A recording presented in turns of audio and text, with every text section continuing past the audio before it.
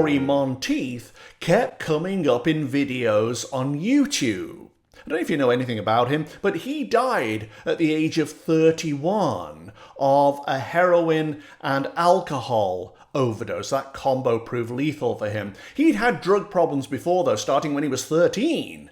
He was in rehab by the age of 19. And I think during season 4 of Glee, the rest of the cast and the producers had to have an intervention and pack him off to rehab again. That was in March of 2013. Then in July of 2013, in a hotel in Vancouver, he drank 2 bottles of champagne, freebased heroin, and died. The coroner said that it was an accidental death. But there was something about the repetitive nature of these videos coming up on YouTube that called out to me, and I thought, I wonder if I should do his transition pictures. So I did, and they did turn up a couple of really interesting things.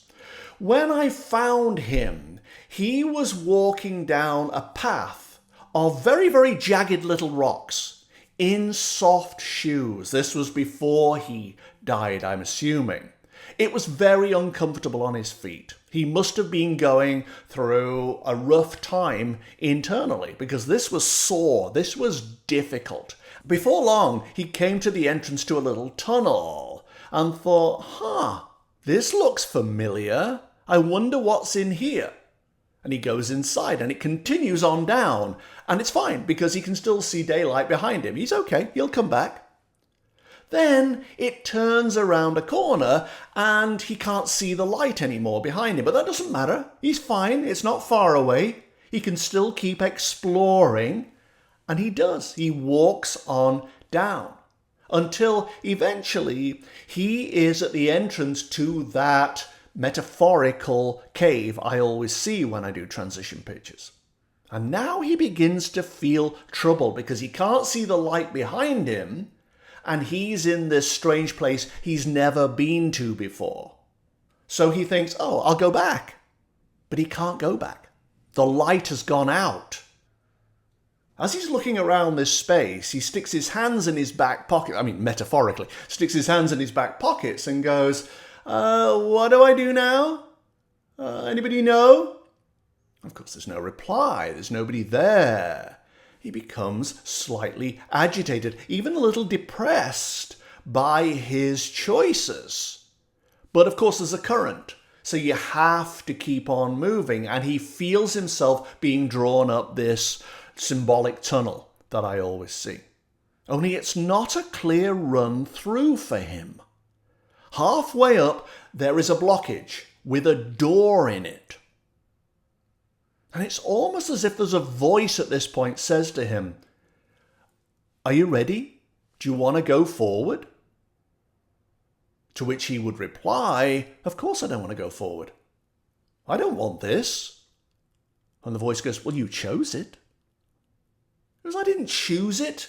I just fell into it. And the voice would say, you choose even when you don't choose. This is the product of all your choices, unwise and wise. We choose even when we don't choose. We must take the consequences of our actions. And he didn't want to take these particular consequences. He said, I want to go back. I want to unchoose. You can't unchoose. There was a movie shown on TV recently, CODA. It stands for Child of Deaf Adults. I'll put the link to a song in it in the show notes below this video because it's the song Both Sides Now by Joni Mitchell, who is Canadian, like Cory Monteith. And this is a particularly beautiful rendition in the movie of the song. And although I must have heard it 1,000 times in my life, only now did certain lyrics really stand out to me. One of which was the one about clouds. Now they only block the sun, they rain and snow on everyone. So many things I would have done, but clouds got in my way. Clouds of fear, regret, shame, self-doubt, ego clouds. that get in the way of our living our full soul's purpose, which is what applied to Cory Monteith. And when he went through the door and he saw the light ahead of him and knew this was final, he broke down and wept. He began to realize how the clouds had got in his way. And if he had been able to speak at this point, it was more like, I don't want to go. And the voice would have said, come with us. We'll untangle it later. And he would step into the light and go. But there was a feeling here of having so many options in life, so much to accomplish, and yet having made choices or abstained from making certain choices out of pain, out of inner problems that he was unable to resolve, or whatever it was, that had led him to this point. And yes, it was an accident in a way, because he really was just exploring how deep he could go before it was too late. And this time, he found out.